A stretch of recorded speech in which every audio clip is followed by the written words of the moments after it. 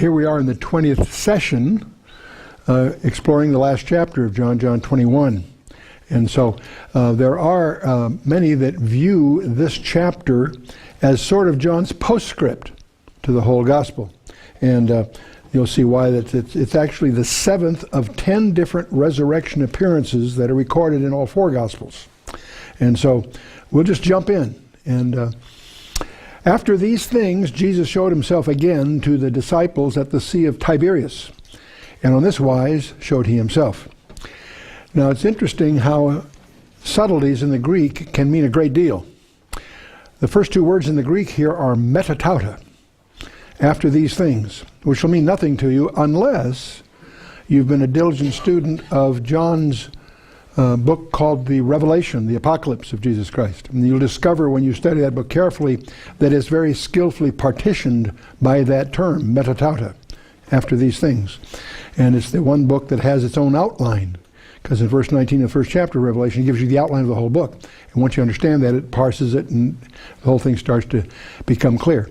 And it's although it's so amazingly ignored by so many, it's in code, but every code is explained somewhere else in the Bible. It's the only book that has the audacity to say, read me, I'm special. And it promises a very special blessing and delivers it. But one of the things that I think, this is a supposition, not agreed to by a lot of scholars, but I'm drawn to the suspicion that John wrote his gospel after the Patmos experience. And this is one of the reasons, because I find him using some of the same structural things. The 7-fold structure that's obvious in the book of Revelation is here, but much more subtly in the gospel. And so I've joined those that have suggested that possibility. And the more I study the Gospel of John, the more I'm convinced it's at the end of his ministry. He after Patmos, he retires to Ephesus with Mary. And while at Ephesus is when he probably wrote this, near the end of his career. So we'll see subtleties of that all through the materials, but I just mentioned that in passing because it broadens our perspective. We generally assume that Revelation is the last book because it's the last book in the Bible. And John's Gospel is the 4th, but John's Gospel is distinctive in a number of ways, and we've already gone through all of that. But this metatauta is prophetic. See, he revealed himself, in other words, as they saw him, and this is sometimes later in Galilee, obedience to Jesus' instructions. We're in chapter 21, we are up in the Galilee. Everything that we experienced in chapters 18, 19, 20, we're down in Judea, in Jerusalem, the crucifixion, the empty tomb, and so forth. But he told them that he would meet them in Galilee, and that's where we are now, and that's he's going to show himself right there by the Sea of Tiberias. That's the formal name for what we tend to call the Sea of Galilee. And so with that, the term showed, he shows himself. That occurs several times in this chapter. And it relates to the idea of shining forth. And it's sometimes translated manifested. So, and we'll see more of this as this all unfolds before us here. The word that's used is a aorist indicative of phanero, which is a verb used by John to show how others not only saw but understood. Not just see. When he says you see it, it's also communicating understanding is the idea that's behind it. And we see that with Christ's early life in John chapter 1 and 2 that we saw. In his works in chapter 3 it was used. In the second coming allusions in his first epistle. And him in glory again in 1 John 3:2. That's the one that we lean on so heavily in physics. Beloved, does not yet appear what we shall be, but we know that when he shall appear, we shall be like him, for we shall see him as he is. In other words, that's a hyperspace statement. We've hammered that before. Let's just move on here. In the second, we got all the way to the second verse. We're doing well here. There were together Simon Peter, Thomas called Didymus, Nathanael of Cana, in Galilee, the sons of Zebedee, and 2 other of his disciples. So we've got 7 guys here that are up there. They're going to go fishing. And they're fleeing their worries. We've got Simon Peter, Thomas, Didymus. Nathanael may be equivalent to Bartholomew. and that was mentioned in chapter 1. That's a speculation, but most scholars seem to feel that way. And then, of course, we got the sons of Zebedee, here named, of course, James and John. And the two that are unidentified probably were, obviously, Andrew, Peter's brother, and Philip, who usually was with Nathaniel. And as you know, several of these guys were in partnership in fishing businesses. And one thing that's often missed is we're going to read about these fish caught, the 150 fish. You forget that there's more than one boat. So not that that changes anything, but we often think of a little boat. No, they had employees and so forth. Simon Peter saith unto them, I go a-fishing. And by the way, that's probably good advice. You know, when you're under stress, as they obviously are, one of the things that's very therapeutic to do is to retreat to something you're good at. Maybe playing chess, flying a plane. There's things that we all have maybe some recourse. When you're under stress, returning back to roots somehow is psychologically therapeutic. And so Peter is restless. They're all frightened. He says, I go a-fishing. That makes sense. That's something they should do. And they say unto him, we also go with thee. They went forth and entered into a ship immediately, and that night they caught nothing. Okay? So Peter was a professional fisherman, and he was where Jesus had instructed him to go. So he's being obedient. But he needed, of course, still to provide for his family. That was still operative, obviously. And so, but when the morning was now come, Jesus stood on the shore. But the disciples knew not that it was Jesus. Now here it's understandable. Early morning mist, whatever, a good distance, apparently at least several hundred yards. Jesus said to them, children, have ye any meat? And they answered him, no. The term meat here is usually the King James sense. It just means food in general. But he says children. That's a strange word, padia. And it's actually this is the only occasion where Jesus used this word in reference to his disciples. It's the term technically means boys still under instruction. But it's a colloquial expression by an older fisherman calling out to a younger, active fisherman is the idea. The way we would probably say it, if I'd translate it, would be, hey guys, did you catch anything? Or lads, Williams uses the word lads, you have no fish, have you? And so, and they answered no. So they caught zip so far, all night long, and night was the time to do it. These guys were professionals. They knew that was the time it should have paid off, and didn't. And Jesus said unto them, cast the net on the right side of the ship, and ye shall find. And they cast therefore, and now they were not able to draw it for the multitude of the fishes. There are 7 guys, and they couldn't pull that up. So that, I always love that. Cast it on the right side of the ship, as if it makes difference to the ship, to the fish. You know, that's. I recall when my business partner and I, we lived down Newport Beach, and one morning Don called me and he said, let's take the 2 boys, let's go on the pier and go fishing early in the morning. Good idea. So I had 2 sons and he had some kids. But then Lisa, a little daughter, wanted to go along. The boys were not too excited about that idea, but of course she can go along. So we go down to the Newport Pier, and we set them all up, set up Lisa. She pops her thing into the water, and a halibut, a big halibut, hits right away. And so we help her bring that in. And of course she was thrilled. She thought fishing is pretty good. We set her up again, and when she threw another one in, it didn't happen right away. She was very disappointed. She thought that's the way it works. But after we got the kids set up, then Don and I went down to the end of the pier where they had get a cup of coffee. But it was fascinating to watch the reaction of the old timers, because the Newport Pier, they have all these old timers typically. That's what they do. And there were 2 most of them, when they saw this little kid get this huge halibut, moved their stuff over that side of the pier, as if it made a difference, right? But the ones that were perhaps the most interesting, in a sense, there were several that closed up their tackle boxes and went away grumbling. Beginner's luck. They felt it was just somehow unjust for this kid to have caught a halibut when they're down there every day for years and never caught, I mean, it's, I always think about that when I hear Jesus say, cast it on the right side of the ship and ye shall find, as if that makes a difference. Well, it certainly did here, didn't it? And so they could not draw it all in. And and on the right side, of course, that's where he's always in the Father's right hand, isn't he, in Matthew 25? But our God does supply, doesn't he? And he does, but he doesn't do the job for us. We still have to bring it in. We have to obey to get the results. So this is actually a miracle. And they were not able to, this is the imperative act of picturing the disciples tugging at the net. All 7 were unable to draw in the net. And previously, this all happened, you may recall, the reason John recognized who this is, because this all happened before in Luke chapter 5. Not in the Gospel of John, but it's recorded in Luke. And in that time, in that case, in the Luke 5 event, the net broke. That was, they had the same thing. Hadn't caught anything. He told them, put it on the other side. They do, and they couldn't draw the net. So it's interesting to see design here. To look at the first, this is the last miracle in the Gospel of John. And it's interesting to contrast the first and last miracles. They were both in Galilee.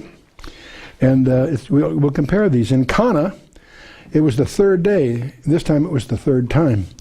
In Cana there was no wine, and here there were no fish. Jesus commanded. In Cana it was fill the water pots. Here it was cast the net. In Cana the water pots were filled to the brim, and here the net was full of great fishes. So there's some parallels that some of the commentators have made that I'll mention this for whatever it's worth. But let's move on to verse 7. Therefore that disciple whom Jesus loved, which of course is John's way of referring to himself, therefore that disciple whom Jesus loved saith unto Peter, it is the Lord. Now when Simon Peter heard that it was the Lord, he girt his fisher's coat onto him, for he was naked, and did cast himself into the sea. And so and he was, when you say he was naked, gumnos, he was not, and that was not nudity. He was just stripped for work, and that was also the description of John the Baptist back then. Peter put on his fisher's coat, and that's the only use of that word in the New Testament.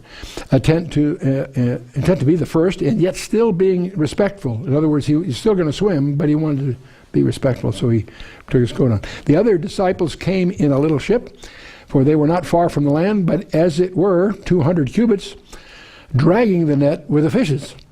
Okay? And as soon as they were come to the land, they saw a fire of coals there, and fish laid thereon, and bread. See, Jesus cooked breakfast. How many of you had a biblical breakfast this morning? Fish and bread? No? No? I always kid when we ever go to Israel, there's always, among other things, they always have very lavish buffet for breakfast with all kinds of things. But they always have fish, of course. And I always kid the people on the thing, have you had if you don't have any herring, or so you're not having a biblical breakfast there. But anyway, moving on. Jesus said to them, bring of the fish which ye have now caught. And again, we have loaves and fishes here, really. There may be a throwback to Topka and all that, but we'll move on. There may have been several miracles in this chapter besides the catch of the fish. People overlook this. And Peter is given a miraculous strength to draw up a net that 7 men were not able to draw together. People overlook that, because Peter's going to do that now that he's ashore. He's going to pull it in. And the fact that the net did not break is also amazing, and in contrast to what happened back in Luke 5, if you will. And the fire of coals and cooked breakfast may have been supplied miraculously. That's a speculation on the part of some. But the entire scene was designed to awaken Peter's conscience and open his eyes. This is an aspect that many of us miss as we read this casually. The catch of fish would remind him of his past decision to forsake all and follow Christ. Remember, he was saved before he was called, and we want to think about that through. But the point is interesting that the catch of fish would remind him of those early, the years earlier. The fire of coals would take him back to his denial. That was a feature of when he went through his crisis there. It was around the fire of coals. The very location, the Sea of Galilee, would remind him of the several past experiences with Christ, because it was here that he saw the feeding of the 5,000. Here's where he had the experience of walking on the water. And I always visualize him when we get to heaven, he'll say, wasn't it neat there walking on the water? Oh, that's right. You didn't come, did you? You're kidding the guys that didn't do it with him. But anyway, the catching the fish with the coin in it and stilling the storm, all these experiences, of course, were indigenous to the Galilee experience. Well, in verse 11, Simon Peter went up and drew the net to land full of great fishes, 153. And for all there were so many, yet was not the net broken. And, it's all together, back in verse 6, altogether they could not draw it in. Now, Peter does it all by himself. And the scripture says, those that labor under the command of Christ do not labor in vain. So I could use this as an example there too. But that leads to a proverbial question that's troubled scholars for centuries. Why 153 fish? This has troubled scholars for centuries. Even in the days of Cyril of Alexander, he thought somehow this may be representing God in the church. 100 to him was the number of the fullness of the Gentiles for some reason, and 50 was the remnant of Israel, and 3 was the Trinity. So that was his, conjecture. Augustine even had a view. 10 is the number of the law, 7 the number of grace, 10 plus 7 is 17. And if you take the sum of all the digits from 1 to 17, you get 153. I don't know what that has to do with anything, but that was that's recorded in the early records. And Jerome also felt there was an ancient belief that there were 153 kinds of fish in the sea. Some scientists told him that, or made that a guess, and that's not correct, of course, but that was Jerome's conjecture. And others say that it represents somehow all the nations gathered together in Christ, but that doesn't fit yet either. And some people say the net was a type of the church, and so forth. And so there's all kinds of conjectures here, but we have had the benefit, and by the way, I've troubled with this for most of my student career. I've always wondered why the 153. I've been through 20 different conjectures, and to be frank with you, none of them are very persuasive. So it's an open issue to me. Until just recently, I had the delight of connecting with Dr. Peter Flint, who is the acknowledged expert on the Dead Sea Scrolls. And he pointed out something that most people don't know. It would appear that the number 153 may be an oblique reference to the actual total number of psalms known to be considered worthy of oral reading in the synagogues of the first century, interestingly enough. Cave 11 at the Qumran contains a scroll called the Great Psalms Scroll. Besides the 150 traditional canonical psalms that we have in our Bible, it contains 3 other psalms, each of which are attributed by the scroll compilers, I should say, to be from the pen of David himself. And so, considering the Dead Sea Scrolls predate the Masoretic reference by many centuries, and given that these 3 extra psalms were commonly read throughout Israel, of the Israel of Jesus' day, it is possible that the 153 number, besides indicating the possible capacity of the net in fish, could also be a remez, a hint of something deeper for the 153 psalms that can be found in Qumran Cave 11. And so, if so, this would also tend to indicate that John and Jesus were, at the very least, acquainted with the contents of the Dead Sea Scroll library, which is provocative enough. So this is at least the most sentient answer that I've run into. We get to verse 12. Jesus said unto them, "Come and dine." None of the disciples durst ask him, "Who art thou?" knowing it was the Lord. We'll come back to that a little later. But this is Sunday breakfast, to dine with him. It originally meant to break a fast, but of course it came later to be just a more substantial meal as we think of breakfast. And so we're now going to get into that part of this chapter that is the restoration of Peter. And many people don't realize that he needed restoration. Both here and in Luke 5, Jesus' miracle was followed by a commission to Peter in each case. However, you may recall in Mark 16, verse 7, after the resurrection, they were told, "Go tell the disciples and Peter." Very strange use of phrase by the angels there at the tomb. Go tell the disciples and Peter. See, Peter was defrocked, so to speak, by his denial that evening. He he got decommissioned, if you will. So that's part of what's at issue here. And even Jesus makes reference to this in Luke 22. When thou art converted, strengthen the brethren. That was something yet future, if you will, to get reinstated. So, now, Peter's one of these guys, ready, fire, aim. The only time he opened his mouth was to, change feet. But here he's not lacking in words. And Peter here has said nothing. There apparently was a previous appearance to Christ, of Christ to Peter. We find that referred to in Paul's 1 Corinthian letter, chapter 15. So somehow Christ had appeared to Peter in an occasion that isn't here recorded. So, but in any case, he's silent here. And the fire of coals here in John's gospel is mentioned only here and in chapter 18 where he had denied his master. So the fire of coals is a phrase that would be associated with this whole issue. And we're going to explore briefly 3 questions and the 3 responses that Jesus engages with Peter. And the first question of 3, when it follows, Jesus then cometh and taketh bread and giveth them, and fish likewise. And this is now the 3rd time that Jesus showed himself to his disciples. After that, he was risen from the dead. So when they had dined, Jesus said to Simon Peter, Simon, son of Jonas, lovest thou me more than these? He saith unto him, Yea, Lord, thou knowest that I love thee. And he said unto him, Feed my lambs. That's the first exchange. It's got some subtleties to it. He uses Simon. He doesn't call him Cephas or Petros. He calls his original name Simon, son of Jonas.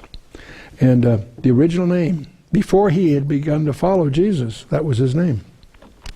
And he says his name 3 times, but with no repetition of words.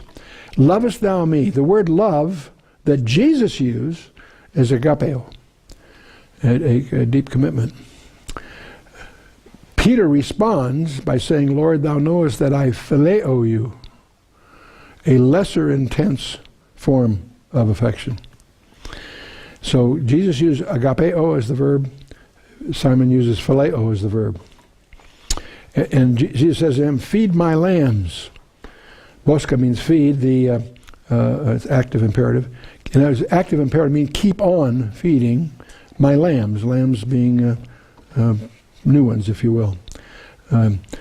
See, the herdsman with the responsibility of feeding the flocks, the arnia is diminutive, arnos, the lambs. So that's the term Jesus uses here. They're going to use different words as we go here that you don't pick up in the English translation. What we're seeing unfold here is the restoration of Peter's commission as an apostle. And so we get to the second question. Jesus saith of him again the second time, Simon, son of Jonas, lovest thou me? And he saith unto him, Yea, Lord, thou knowest that I love thee. Jesus said unto him, feed my sheep. And, okay. Again we have Jesus using agapo, and again Simon using phileo, a lesser term, if you will. Agapo is to be totally committed to, totally given over to. And the noun is used in a very special way. If you've read my wife's books, you're very acquainted with that. But the noun is simply to be totally given over to. People, agapo, men, agapo, darkness, rather than light. So it doesn't mean divine love. It means a totally committed love. The noun form of that is a thing of something quite different. That's God's love, and that's a whole other thing. Okay, and Jesus says, feed my sheep. But here he speaks of poimene, which is comes from the same word as pastor. It means shepherd, in effect. Shepherd my probaton, my mature sheep. It's an active imperative, meaning it should be continuously performed. Okay, we'll move on here. We get to the third question. Jesus says it a third time now. He said unto him the third time, Simon, son of Jonah, lovest thou me? Now Peter's getting the picture here. Peter was grieved because he had said to him the third time, lovest thou me? And he said unto him, Lord, thou knowest all things. Thou knowest that I love thee. Jesus said to him, feed my sheep. Now this grieve term is again the aorist and passive form of lepeo, which is used in John 16 as a childbirth seemingly takes to a woman to a point of death. It causes Peter to, this is sort of a die to oneself kind of flavor here, if you will. And he also uses two different words for know. And Peter uses both of them. Gnoskin, which is to acquire knowledge learned by experience, and Idonai, which is to possess innate knowledge about something. And he has both of these. And so he's in effect saying, Lord, thou knowest all things by your nature. Thou knowest by your experience that I am fond of you. And so that's the concept that's in the Greek choices of the underlying text. But Jesus, the word love again, though, by the way, in each case here now is phileo. Here's where Jesus switches and picks up his word. He detunes it a little bit. Peter, we always responded with phileo. Here, the Lord, instead of using agapeo, uses phileo. He's meeting Peter on his own level, if you will. And then the bosque my probata, that is, feed my mature sheep. And so we've got the more mature sheep here. The first time it was keep on feeding my little lambs. The second time was keep on shepherding my sheep. And third, keep on feeding my sheep. There's subtleties here that you can build sermons out of if you like, but I'll leave it at that here.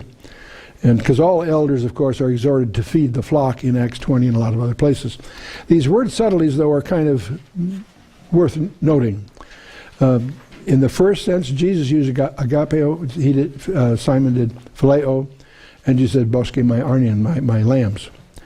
The second time, same thing with both Jesus and Simon, and Jesus shifts to the more mature animals. And then at the end, Jesus meets him on his level, saying, "Phileo thou me," and Simon sticks with, he knows his own heart and where it goes.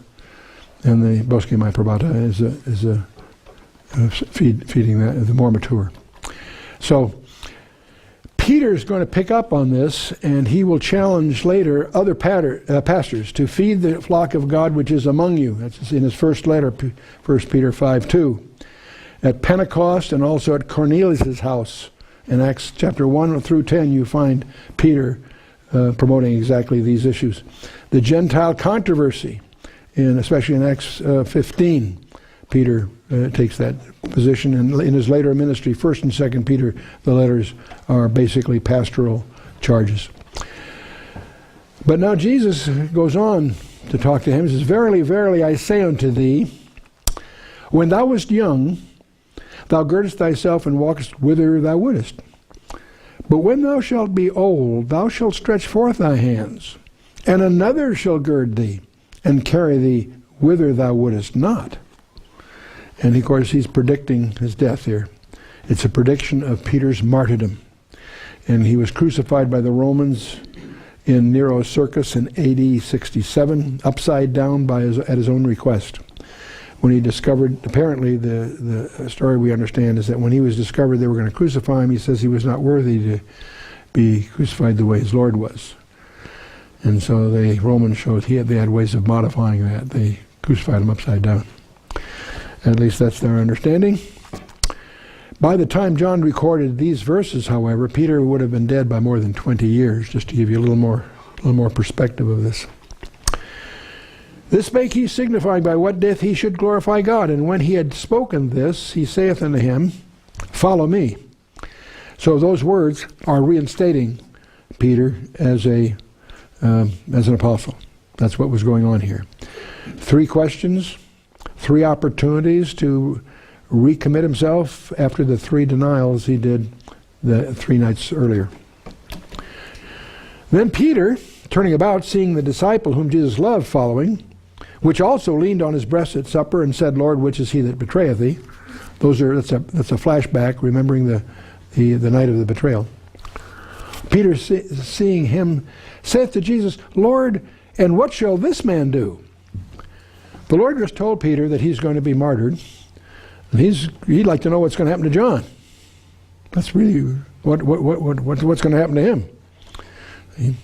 And but this one, what is what it really says? And Jesus says, "You follow me." There's an inner circle, as you know. Remember, there's a group of disciples or apostles that were unique: Peter, James, and John, the two sons of Zebedee and Peter. They were the only three that were allowed to go in when Jairus' daughter was raised from the dead. They were the three that were at the Transfiguration in Matthew 17 and so on. And they were the three, joined also by Andrew, Peter's brother. Four of those were treated to the confidential briefing about the second coming that we refer to as the Olivet Discourse. It's located in Matthew 24 and Mark 13. I've left on the slide an error, so it would remind me to tell you that Luke 21 is not on the Olivet Discourse, although many people assume it is. But you won't understand Luke 21 until you realize it was not on the Olivet Discourse. It was in the temple during the day, and there's a whole story behind that I'll let you dig out. And of course, in Gethsemane, the disciples were there. Jesus and the three went a little further, but then even there, Jesus went a little further. So they were singled out, though, as the three insiders, Peter, James, and John there. So, but also, in addition to the three that we're very conscious of as we read our Bible, Peter and John also frequently paired off. They prepared the Passover in Luke 22. They were next to each other at the Lord's table in John 13. Mary runs to tell Peter and John at the empty tomb. So they seem to have a seniority among themselves. And also after Pentecost, we see them paired up quite frequently, for what it's worth. But anyway, Peter is wondering what's going to happen to John, and Jesus saith unto him, "If I will that he tarry till I come, what is that to thee? Follow thou me." And because of his reply, there was a legend that started that John wants to spike here. Then went saying abroad among the brethren that disciple should not die. Yet Jesus said not unto him that he shall not die, but if I will that he tarry till I come, what is that to thee? So John is trying to correct a myth that surrounds him, that he would live forever, that derived from Jesus' response to Peter. Follow this? So John is just setting the record straight, so to speak. There's some prophetic issues here, though. Peter, first century, martyrdom. John, last century, in the book of Revelation, interestingly enough, because he does get transported through time to get that glimpse. This is the disciple which testifieth these things and wrote these things, and we know that his testimony is true. Now, this verse has a lot more impact, as I see it now, because it would be a document that was written several decades later within the fellowship at Ephesus. By then they knew who he was. He was speaking among those who knew him well. And there are also many other things which Jesus did, which if they should be written, every one, I suppose that even the world itself could not contain the books that should be written. Amen. That's a closing piece, but we're not closed yet. John's finished. We're not quite finished. Okay. The New Testament canon, as they call it, emerges. The church at Ephesus had already begun to collect the inspired writings of Paul and the others. That was going on at Ephesus, long before the councils, by the way, that later codify those things. John wrote at the urging of his friends in Ephesus, according to Clement of Alexandria. And it's very possible that the final postscript was written by one of the Ephesian elders, incidentally. The entire gospel records events of only 20 days in a period of 3 years. It's shocking to realize how focused John's gospel is. It doesn't try to be a chronicle of the whole thing. Over half of his gospel is of the last week. That perspective, we need to understand that. And that's why we have to ask ourselves the question that he asked Peter. Lovest thou me? That's a question that all of us should take home with us, to really challenge that. Do we love him? Do we love him enough? I want to go back and pick up a verse that I left over for the first pass through, because I want to take a little detour here. Back in verse 12, when he's inviting them to come have breakfast. Jesus said to them, come and dine. There is a sentence, the first time I get to heaven, when I get to heaven, the first thing I want to do is find out, John, what did you mean by verse 12? There's a sentence here, and none of the disciples dared ask him, who art thou? Knowing that it was the Lord. What on earth does that mean? See, that raises a question that deserves a little exploration. See, that's one of those statements that raises more questions than it answers.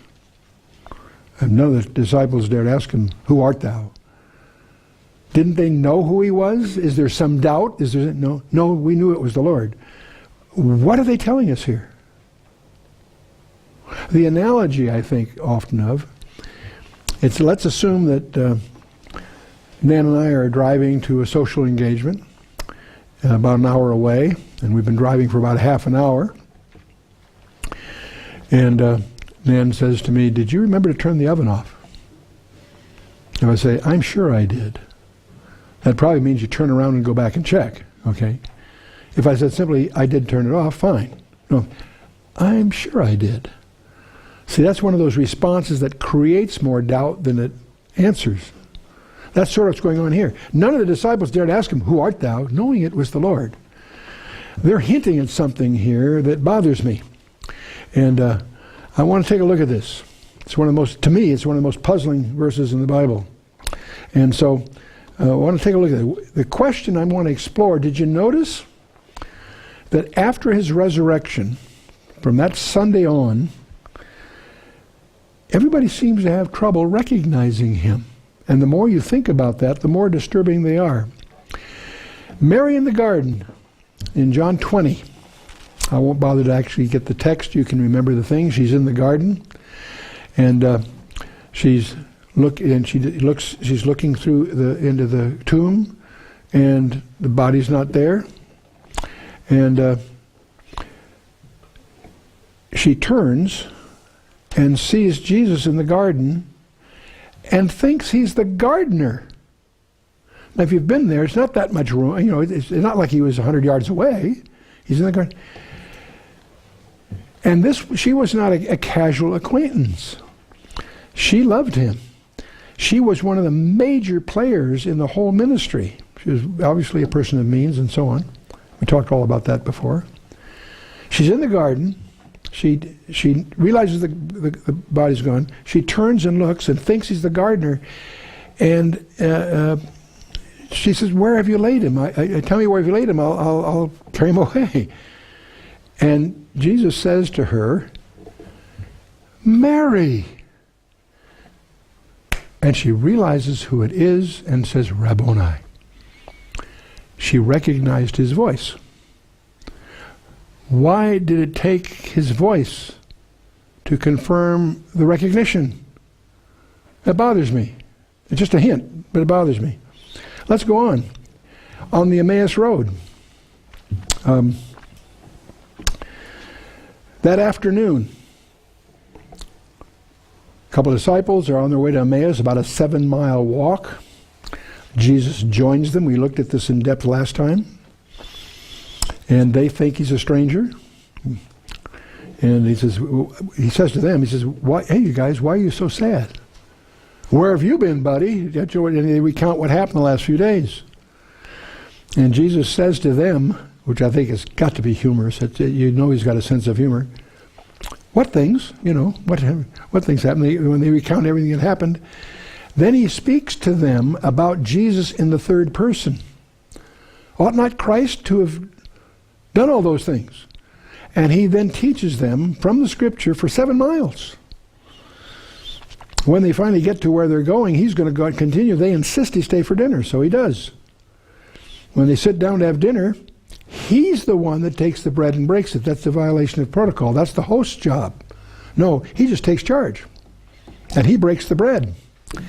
And it's when he breaks the bread they realize who he is.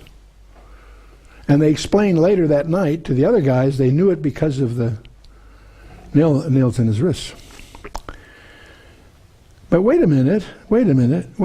He was with them 7 miles, and they didn't recognize who he was until they happened to see the scars? What's going on here? Okay. We go to the upper room. That night, they returned to Jerusalem that night. Let's go 7 miles back. And in the upper room, the doors are locked and so forth. He comes among them. They're all terrified. I can understand why they're surprised. But they're frightened. They think he's a ghost or something. Handle me and see. A spirit does not have flesh and bone like you see me have. But again, they seem to have trouble recognizing him first. And now that brings us, of course, to this breakfast in Galilee. They bring all the fish ashore. He's got breakfast started with a fire and some fish. None of us dared ask him, "Who are you?" Because we knew it was the Lord. What's going on here? That bothered me enough until I think I found the answer. And the answer is not in the New Testament. It's in the Old Testament. We know that in the Old Testament there are prophecies of Jesus Christ that were fulfilled precisely, literally. Let's take a look at a couple of those. I want to get down through this. We're going to take a look at Isaiah 52, verse 14, and then Isaiah 50, verse 6. Isaiah 52, verse 14 is really the beginning of the following chapters, the last 2 verses of the chapter 52. You really could properly partition this as part of the fabled Isaiah 53 passage. But verse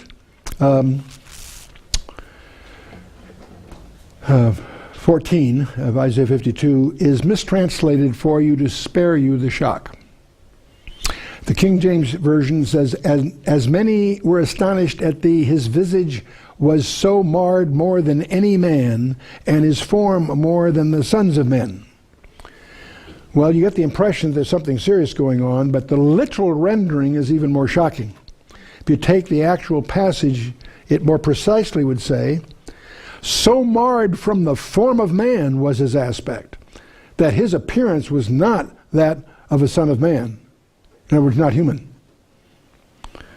He was not recognizable. He was tortured so badly, he was not recognizable. Now, these, of course, are the effect of the brutalities that are detailed for you in Matthew 26 and 27 and so forth. If we go to Isaiah 50, verse 6, we see a prophecy about all of this. I gave my back to the smiters, and my cheeks to them that plucked off the hair. I hid not my face from shame and spitting. And as I look at that, and I realize this is a description of the abuse that the Messiah would be enduring on our behalf, I suddenly realize there's a detail there that you don't see in any of the film strips. Even Mel Gibson's movie The Passion didn't go that far. But I think I understand what the problem was from that Sunday morning on. I used to be chairman of a large semiconductor company which had a software department. And the head of that department was a guy by the name of Joe DeVita, who happened to be one of these guys that sported a very big, full black beard. That was just his way. And I came to work one day, walking down the hall, and fortunately, said Joe was coming the other way, and fortunately another employee called him by name, so I picked up and didn't embarrass myself. I would not have recognized him, because for some reason, I think it was a skin thing or something, he had to have it shaved off for a while. And so he was walking down the hall without his beard, and he was a stranger. I would not have recognized. I was so used to that full, big beard, and with it gone, I would have almost challenged him, who are you, what are you doing here, you kind of thing. Fortunately, another employee passed by and called him by name, and I thought to myself, that's Joe. And I was able to adjust to that. I'll never forget that. I was shocked at how much of an impact. It wasn't casual. It wasn't one of these little incidents, gee, you didn't notice. No, it was. So when I see Mary thinking he's the gardener, I realize that she's looking at the face covered with scar tissue where a beard used to be. When she hears her voice, she understands. The two disciples go 7 miles with a stranger. Didn't recognize him. That just is telling. And yet, at the end, they realize who he is. And the minute they do, of course, he disappears, and they end up going back to the upper room and so forth. And in the upper room, when he appears, they're pretty shook. The whole thing. These soldiers ripped off his beard. Now, the question is that people ask, gee, Chuck, that's pretty terrifying. Do you suppose he still has that scar tissue? Well, let's take a look and see what the Scripture says. Let's take a look at Revelation chapter 5. And I saw, this is John speaking, by the way, and I saw on the right hand of him who sat on the throne a book written within and on the backside, sealed with 7 seals. And I saw a strong angel proclaiming with a loud voice, "Who is worthy to open the book and to loose the seals thereof?" And no man in heaven nor on earth, neither under the earth, was able to open the book, neither look thereon. Notice, it has to be a man, not a super angel. It has to be a man. And I've always maintained you will not understand Revelation chapter 5 unless you've done a serious study of the book of Ruth, to understand the concept of the kinsman redeemer, the Goel in the Hebrew terms. It had to be a man. No man in heaven or on earth, neither under the earth, was able to. Notice where they're looking. In heaven, of course. In the earth, of course. And even under the earth. It's another geocentric term that deserves some thought. Now, you and I don't quite pick up on this, but John understood exactly what the problem was, because the Greek says I sobbed convulsively. Or in the King James, I wept much, because no man was found worthy to open and to read the book, neither to look thereon. And one of the elders, it's interesting, John gets coached by the elders. These are the raptured saints that are there, as they identify themselves in chapter 4 and on. One of the elders saith unto me, "Weep not. Behold, the Lion of the tribe of Judah, the Root of David, hath prevailed to open the book and to loose the 7 seals thereof." Praise God. There is a man that's qualified. He's the only one that is, because he is a man, and yet he's worthy. That's why they sing so frequently throughout the book, "Thou art worthy." The worthiness is crucial here. The Lion of the tribe of Judah, the Root of David. Those are, by the way, those are very Jewish titles. Those are labels that don't mean much to a Gentile church unless they've done their homework in their Jewish roots. Okay. And I beheld, and lo, in the midst of the throne and the 4 beasts, and the midst of the elders, he doesn't see a lion. What does he see? Stood a lamb as it had been slain. Those words didn't mean much to me before I did this study, but when I got in the study I realized that's telling me what to expect when I see him in heaven. The lamb as it had been slain, having 7 horns and 7 eyes, those of course are metaphors, which are 7 spirits of God sent forth in all the earth. Wow. The lamb as it had been slain. We even find corroboration of this in the Old Testament when we look at Zechariah, who describes something at the second coming of Christ. God says through Zechariah, "I will pour upon the house of David and upon the inhabitants of Jerusalem the spirit of grace and of supplications. And they shall look upon me whom they have pierced, and they shall mourn for him as one mourneth for his only son, and shall be in bitterness for him. as one that is in bitterness for his firstborn.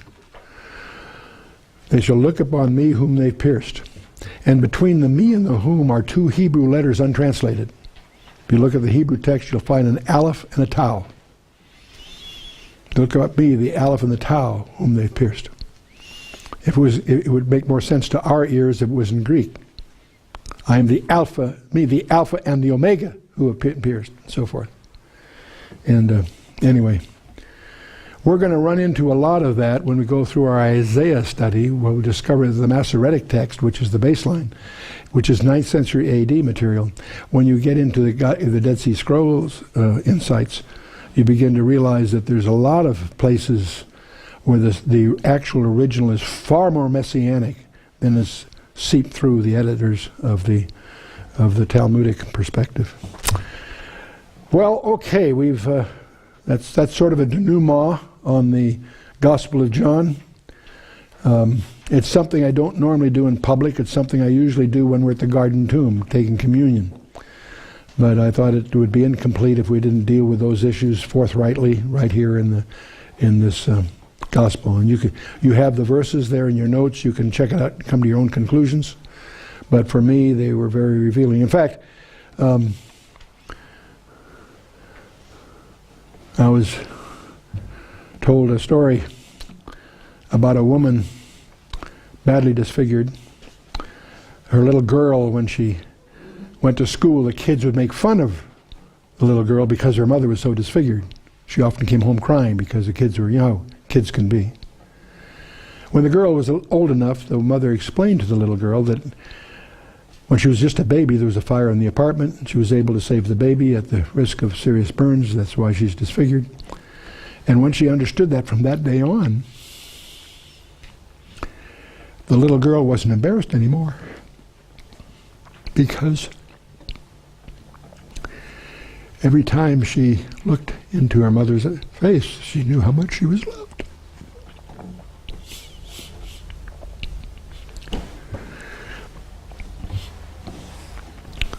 And I realize that the suffering on the cross, as we emphasized when we were back there in chapter 19, the physical abuse is the least of it. There's far much more going on. It's a hyperspace situation. We talked about it then. Nevertheless, I suspect I'll have the same reaction when I look into his face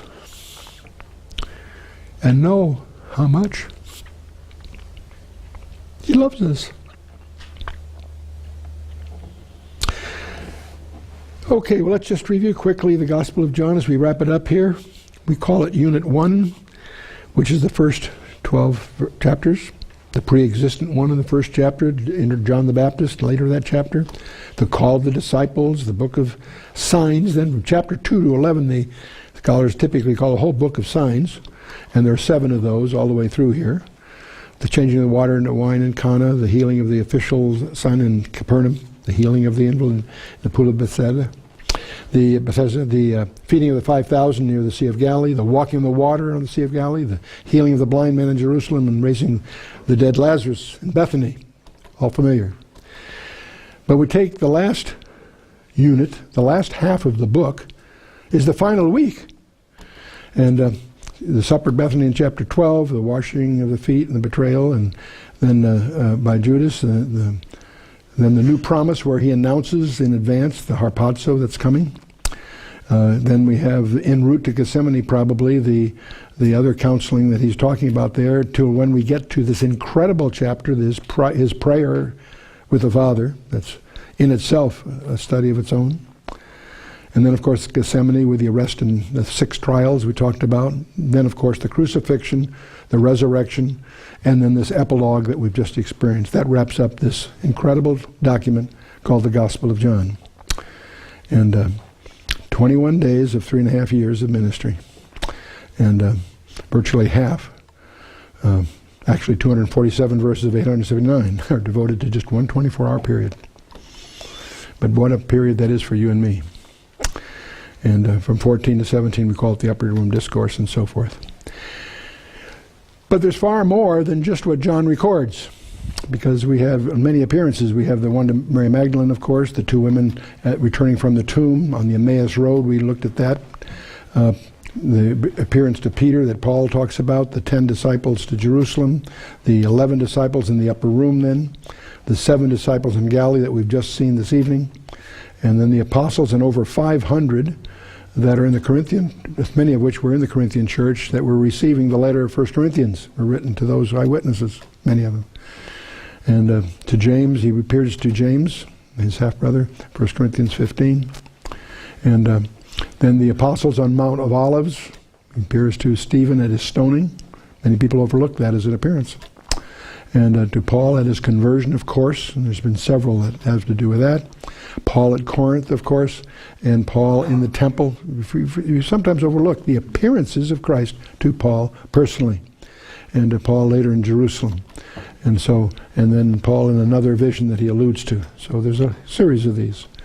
And of course, perhaps the climax to most of us is the appearance to John at Patmos, which is, of course, the whole topic of the Apocalypse, the book of Revelation, which is singular, not plural. Whenever I hear someone say that in plural, I know they've never studied it. But I'll remind you, back in John 20, the purpose that John had of putting this whole thing together. And many other signs truly did Jesus in the presence of his disciples, which are not written in this book, but these are written, that ye might believe that Jesus is the Christ, the Messiah, the Son of God, and that believing ye might have life through his name. This is not a dispassionate historical document. This is an op-ed piece, as we would call it. It's a piece that has an agenda, and you are the subject of that agenda. These are written that ye might believe that Jesus is the Christ, the Son of God, and that believing ye might have life in his name. Praise God. Believing ye might have life through his name. And by the way, that's present tense, which means it can keep on believing. And it's a continuing adventure that I hope you will continue. For your next session, you're always used to getting an assignment for your next session. Well, don't hesitate. Undertake your next book, whatever it might be, expositionally, verse by verse. You've endured these recordings. You've come with us this far.